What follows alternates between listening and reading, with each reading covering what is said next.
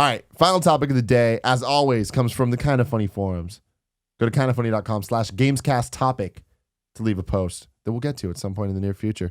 Like we're doing right here with our boy Eroy Jack. He says, greetings, fellas. So as a gamer on an extreme budget, I had to save for months to replace my Vita after it was broken rather maliciously, I might say. God damn it, was it a Colin thing? Because Colin keeps threatening to break mine if I keep talking about Taco Master. Oh my God. I was wondering what your favorite games or gaming experience are that can be had on an extreme budget. I'm lucky if I can allocate $10 to $20 to gaming. Oh, wow. What about Steam? Can you use Steam or you only have a Vita? Because Steam's great at that. Yeah, I mean, I think PC gaming is kind of an easy answer there. Cheap Ass Gamer. It's a website. Yep. And back in my younger years, saved me many a dollar. Good. Now, I don't know if you guys know this about me. I like scheming things. No. I do know that. Yeah, I do. No. And I especially like to scheme to get the most bang out of my video game buck. Mm-hmm.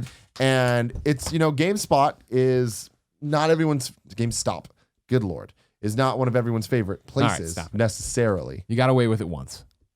With their whole trade-in stuff and used games and this and that. But it's like, if you pay attention to their trade-in things and like, if you get this, like we have a 50% bonus thing. And right. Add it with this and add it with this. You can actually game the system pretty well to like have a system going where you buy a new game, beat it, trade it in, buy a new game, beat it, trade it in. And you're really only investing $60. And then one time like, $60. Maybe each other time you have to put in $5 or whatever. Sure. So it's like you're saying $10 to $20. Maybe like after an investment time, that might actually get you to be able to play all the new releases and stuff. Then obviously there's the just digital games and indie games. There's a lot of games that are worth $10 to $20 easily that are just sold for that. Right. Sales, easy answer. If there's a game or a developer you like, follow them on Twitter and stuff. People give away codes all the time. Yeah. Be open to betas. You can just be really good friends with Greg and Colin too, because they hook me up with their old games sometimes. That's always fun. You've played 2 games. Balling on a budget. Nick Scarpino. But that's true. Yeah, I think. I mean, it sucks now in the digital era where you can't necessarily just borrow your friends' games as easily as you could before. Remember back in the day, you'd be like, okay, you buy that, I buy this, and then we'll switch. But talking about like the Steam thing, you could borrow their account. You did PSN. That's trading was a thing. Yeah. Like you could. There's ways around all that stuff. But I like that he's trying to give money to people. No, for sure. For sure. Save it up and buy PlayStation Plus or Xbox games with gold. Oh, that's right? great. And then there you go. You get new games every month. Yeah, like, I think that's a great way to play a lot of games and kind of just test things out and see what you want to do and stuff.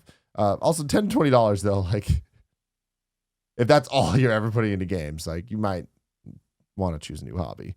Like gaming can get expensive. Yeah. You got a Vita though, so if you have a Vita, there you go. Vita's great. Plus there's a whole bunch of. I mean, Taco Master's $3. You're set. Now I'm gonna break your goddamn Vita if you keep talking about this. I can't wait to platinum it in line for Star Wars. It's exciting. Yeah. Then I'm gonna start Bastion. Let it in. Yeah, you buy it right now, Kev. I'll give you. I don't have my wallet, but I'll give you $3 afterwards. Glock Guy 1926 says, "Hi guys, review in progress. I've noticed that reviews in progress are pretty commonplace at IGN. It may have always been like this, but I just seem to be noticing it more and more. Listening to Greg's story about giving I Am Alive a lower score than other outlets got me thinking. Do you think IGN or similar places actually use a review in progress, quote unquote, to get a feel for how the game is being received? No. To try to ensure there That's aren't insulting. so much of an outlier." I'm serious. I'm sorry. No, that is insulting. What reviews in progress at IGN and other outlets, and I guess I shouldn't speak like that, but review in progress are used for the fact that games aren't as simple to review as they used to be. This is something we were struggling with for a long time when we were at IGN, and now you see them doing more, but it's like, the problem is that how can you review a game that is Titanfall, Battlefront, any of these things that is, it's a multiplayer game, you're going to jump in and do this, or it has a multiplayer mode and you're going to do this, and we're going to take you and we're going to put you in a hotel for a week and let you play it there, and you're playing against the same 100 people that maybe are doing an event down in Latin America and doing it with you, or just in your room, or da-da-da. And like, that is totally not the experience you'll have on launch day, let alone in the wild. You know what I mean? I was talking about Evolve, right? I had such a fucking blast playing Evolve, leading up to Evolve, because it was 5 pimped out computers in a room with me as the monster and Naomi and Marty and all these people over there playing. And we were like yelling at each other and talking shit and da-da-da-da. And then you get it home and it's not that experience. Like if I was to review Evolve on that, that would be an incredibly different experience of me playing Evolve when you're playing Evolve out. We're just at a house trying to get parties together. Da-da-da. And that's what the review is for. It's for those people. Right. It's not for... Exactly. Yeah. And the amount of times sites in general, us as gamers, have been burned by here's this game. It's a 9.0. It's out and it's fucking broken because in the review event, everything was working flawlessly, and then we got it out there, and 300,000 people tried to play it once, and now it's imploded and it's been offline a week. You know what I mean? Right. Now, I have to imagine that's where the intricacy lies, right? Is that games no longer are, like back in the day, it was easy. You got a disc, that was it. There's no updates. Mean, especially when there's a cartridge. Yeah, there's nothing. It was fucking broke. It was broke, and everyone knew about it, and everyone knew to stay away from it. But the problem is you can release a game right now that's a 7 out of 10, and in 6 months they can release a patch for it that gives it 5 more points. Or, sure. You know, yeah, I know what you mean. Half another point. Get it a 12 out of 10. Jesus Christ, this is the best game ever made. And so, I mean, and you know, and it's hard because it calls into it really is. There's nothing set in stone for it, right? There's no set of criteria that you can apply to everything. Everything is a case by case basis, and everything has to be like.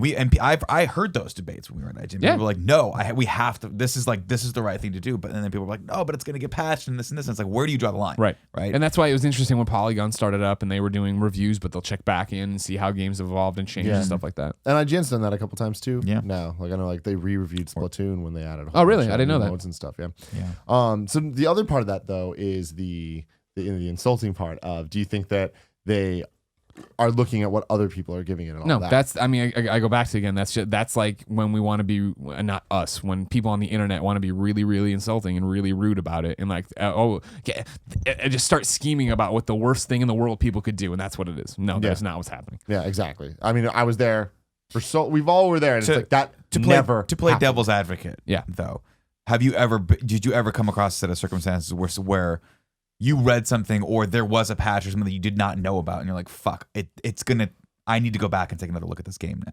No.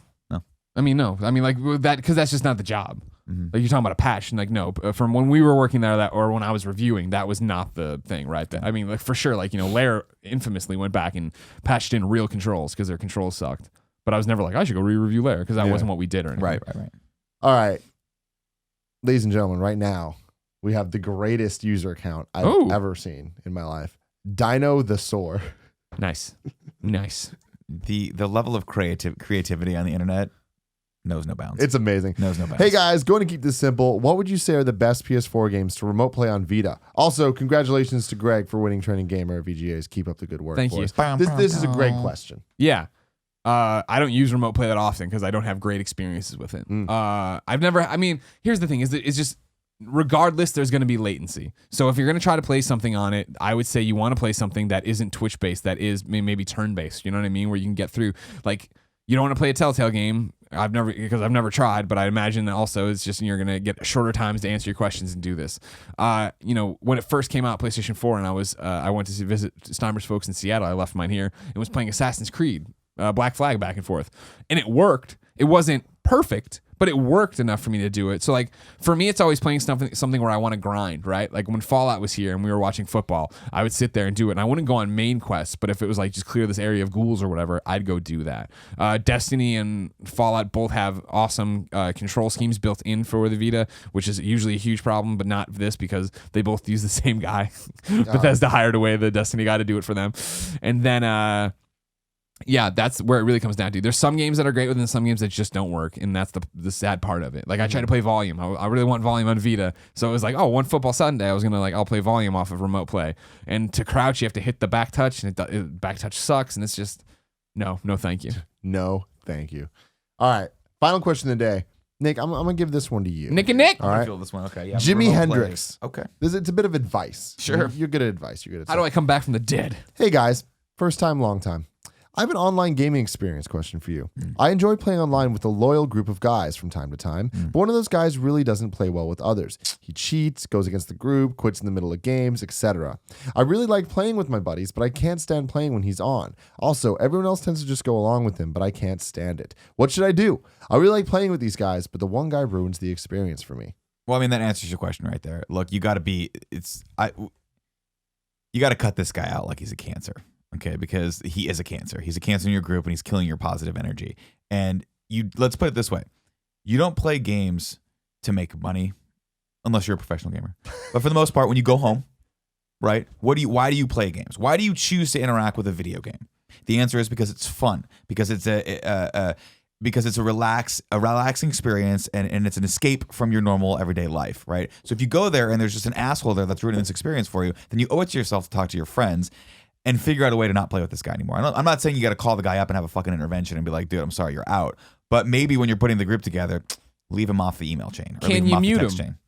Can you mute him? Would be my No, but Well, it's not even just then about he's muting. cheating. He's He's a dick. leaving games midway. Yeah, He's not a team I would player. tell the rest of the group he sucks. And He's not a team player, and he's dragging down your stats. I guarantee he is. Yeah. Whoa. Dude, that KD ratio. He is. If you're playing anything that revolves around a team effort, this guy's fucking dragging you guys down.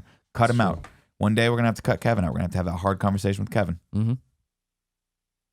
But today's Ladies not and that gentlemen, this has been the second ever episode 49.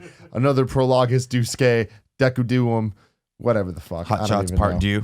Birth by Sleep. Oh, Jesus. 358 days over 2 episode of the Kind of Funny Gamescast. Thank you for joining us. Come back next week for the real episode 50. Whoa! Where we talk about, what do we talk about episode 50? We That talk was about, the past year. oh yeah, we review Every game we played. all the games we played this year. We review Nintendo, we review Sony, we review Microsoft. Then episode 51 after that, we predict 2016. Over third party, Xbox, PlayStation, Nintendo. Then the week after that, episode 52. Game The of the new 52. motherfucking year. Whoa. Dogs. Game of the Prepare year, your game of bodies. the year, game of the year. I'ma kill them all. I'ma kill them all.